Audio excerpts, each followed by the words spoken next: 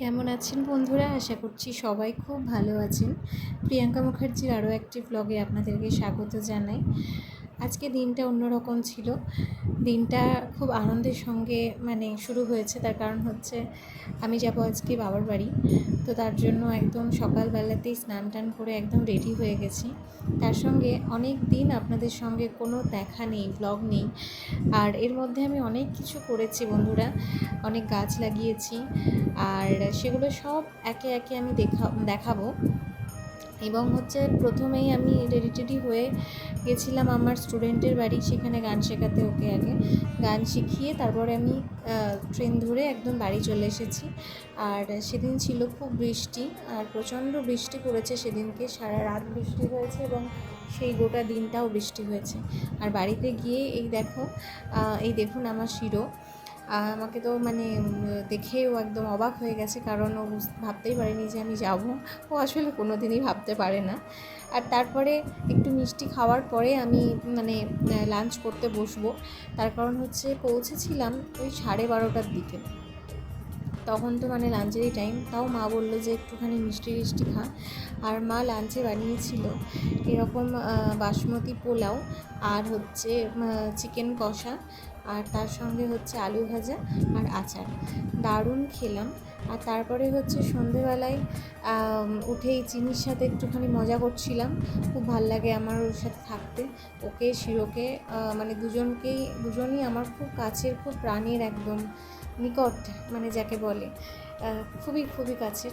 তো ওদের সাথে দুষ্টুমি করতে, মজা করতে ভীষণ ভাল লাগে। একটা কাহিনী বলি, এই চিনি কিন্তু আমাকে বিয়ের পরে একদম ভুলে গেছিলো। ও চিনতেই পারেনি আমার লুকটা দেখার পরে, বিয়ের পরে, যে এটা আমি, সেটাও চিনতেই পারেনি আমাকে। তারপরে আস্তে আস্তে আবার ঠিক হয়ে গেছে। তো এই যে শিরোকে আদর করছিলাম, কারণ আমার যাবার সময় হয়ে গেছে, এবার আমি বাড়ি যাব। আমি বেশি দিন বাড়িতে থাকতে পারি না, ওই 1 দিন কি 2 দিন, তার বেশি হয় না কখনোই বাবার বাড়িতে থাকা। আমি থাকি না সাধারণত, তো যাই টুকটাক করে, কিন্তু ওই 1 দিন কি 2 দিন। আর এটা আমার বাড়ির বাগান, আপনাদেরকে একবার দেখিয়ে দিই।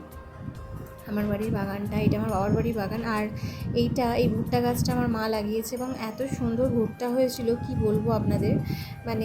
বাড়ির গাছের ভুট্টা এত ভালো হয় জানাই ছিল না।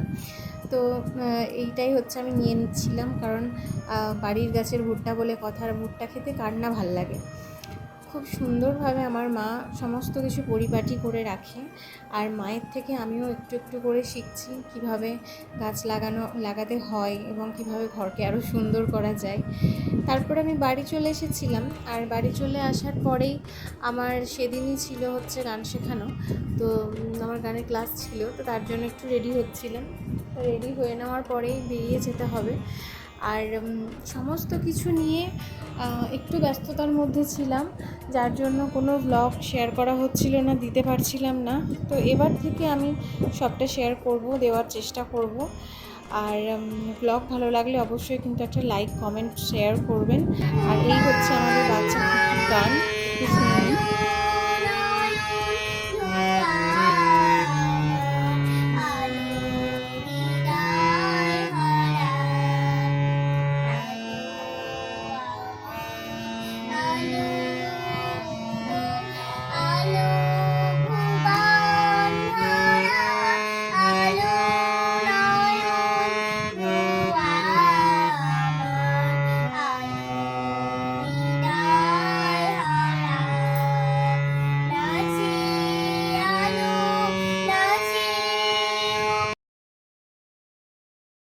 ও একদমই পিচ্চি বাচ্চা, কিন্তু ও খুব বুদ্ধিমতী।